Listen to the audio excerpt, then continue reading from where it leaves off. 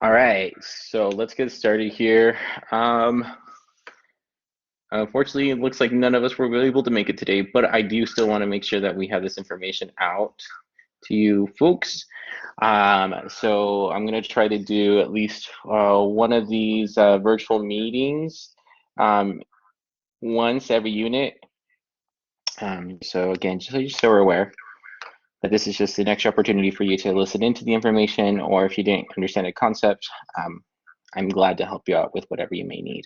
So, all right. So 3 things on the agenda today. The first thing was helping out with the presentación escrita. So that task in particular has you writing a dialogue between two individuals. So for that, I prepared a task. Um, Let me get my screen up here.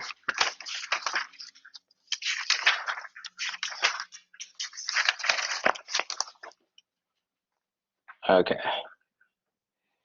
So as you can see here,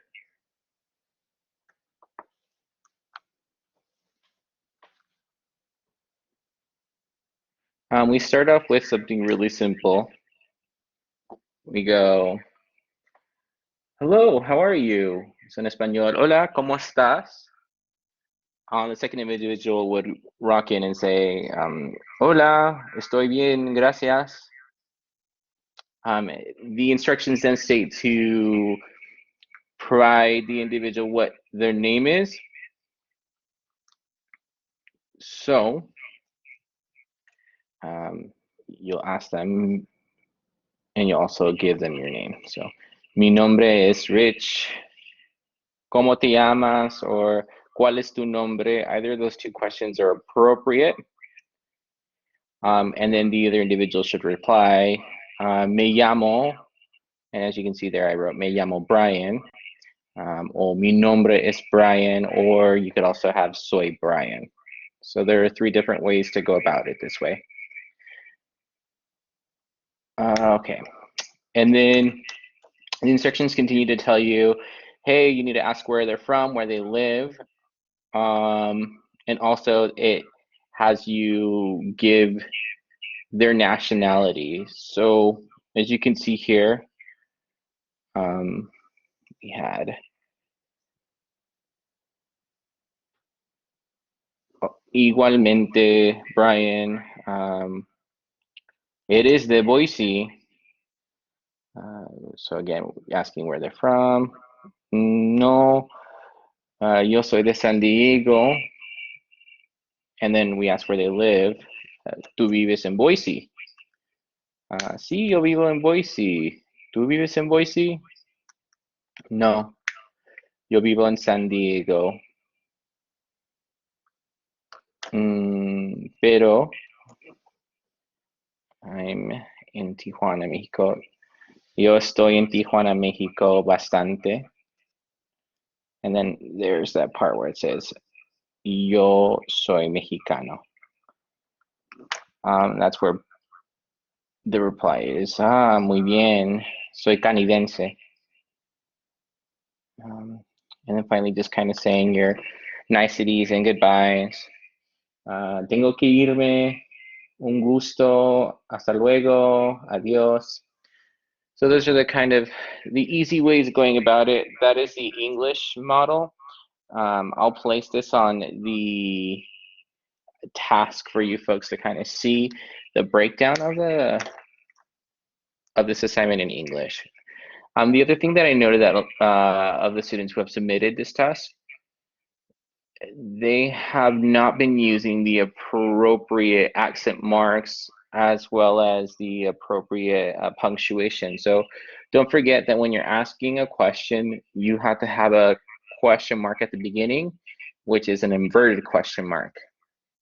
Additionally, make sure you look at your vocabulary to mark the words that require an accent mark. For example, estar has the form estás, como estás. So the A on estás would need it. Or if you're asking somebody formally, está would also require that accent mark. So again, just make sure you mark those or else you'll be deducted according to the rubric. So other than that, this task is fairly straightforward. Remember, this is one of the last few tasks to do. This one is due this Friday, and then you have a final test for the unit on Sunday. And Monday starts the new unit. So just make sure you get this done. Every unit that this is late, it's 10% off. So you don't want to turn it in super late because, well, you'll be losing points and you'll fall behind. We don't want that to happen. Okay. So there's that piece. The second piece that I wanted to talk to you folks today was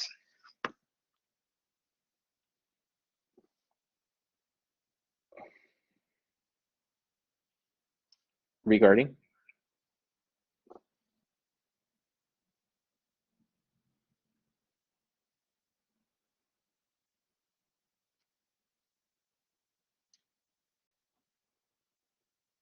okay, so the second piece that I wanted to provide to you folks was the information on the grammar, so definite and indefinite articles.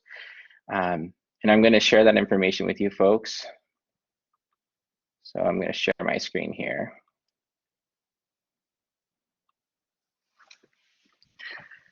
Okay, so as you can see that I have definite and this information on articles. Nothing too crazy here. It's just telling you how to make a word plural and how to make it and what you have to do with that noun. So we have that information there. I'm not going to go through how to make a word plural quite just yet. I wanted to specifically talk about the definite articles. So again, definite articles are determine a quantity of an item. So we have the word the is really what a definite article is in English. It's the word the. In Spanish, we have 4 ways to say the. We have masculine singular, el. We have masculine plural, los. Feminine singular, la. And feminine plural, las. So again, 4 ways to say the word the in Spanish. So I have to look at the noun and determine, okay, is my noun masculine or feminine? And in order to determine that, all you have to do is look at the end of the letter, end of the word. And if it has an O, typically it'll be a masculine word. If it has an A, then it'll be feminine. But again, that ultimately is a general rule of thumb and not necessarily the rule. It can be broken. We'll see that here in a little later sample. So again, as mentioned, the translation for that is the word that. Let's look at some samples here. So we have the word mesa. We have to determine whether it's masculine or feminine. Mesa ends with an A, so therefore it is going to be feminine. So mesa means table. There's only one table, so it's singular. Go back up here to my chart. Feminine and singular, la. So we'll use la mesa. Okay. I'll zoom in there a little bit more. Let's do another example. How about perro, dog. Dog is singular. And do we think it is masculine or feminine? It is masculine. The O at the A does give that away to us. So we would use masculine singular el. El perro. Sweet. Now that we have singular and plural down, let's look at a few examples that are plural here. So let's do mesas. We added an S because the word ends in a vowel. So the logic or the grid tells us here that our word the has to change. So it would change to las because it is feminine and plural. Las mesas.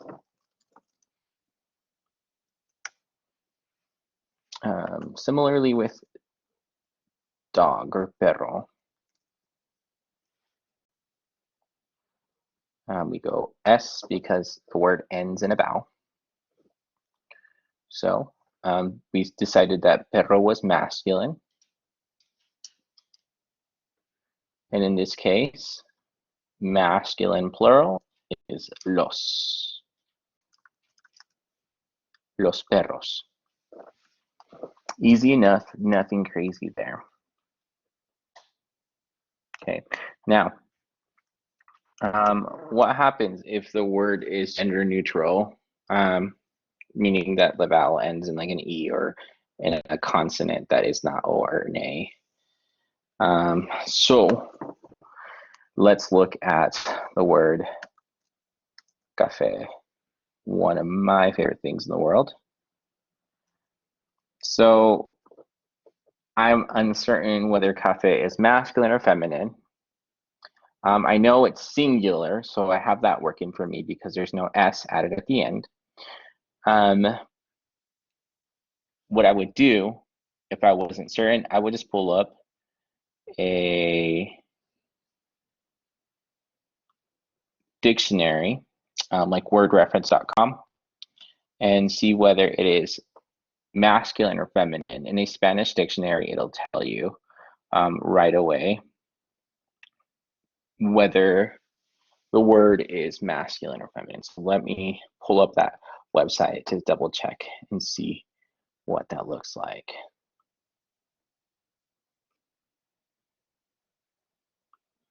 Let me make sure I share with you here the appropriate screen.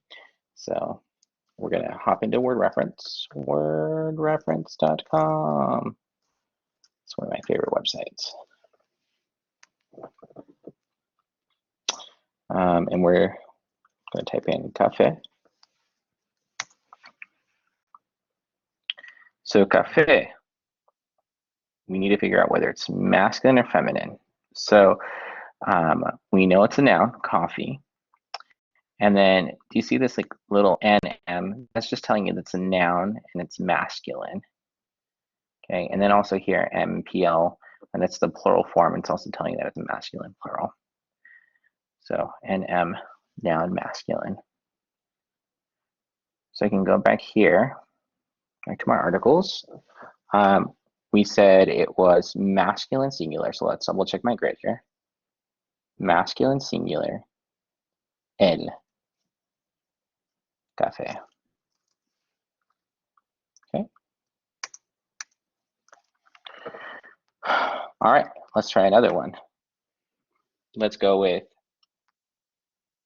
lápiz, which is pencil. So again,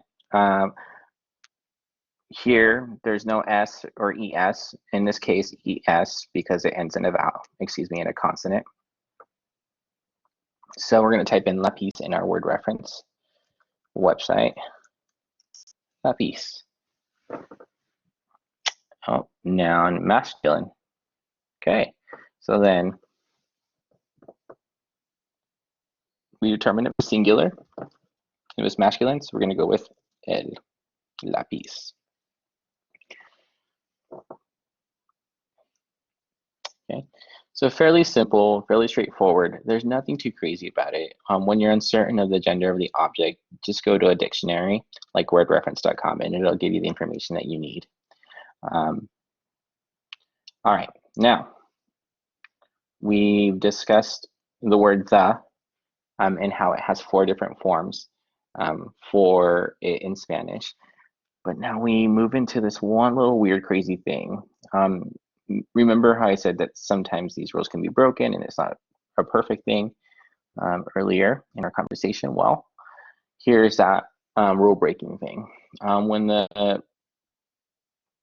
word had the noun has an ah sound, or when it has an ah sound, or has an ha in front of ha at the beginning of the word, then you're gonna want to be careful with those.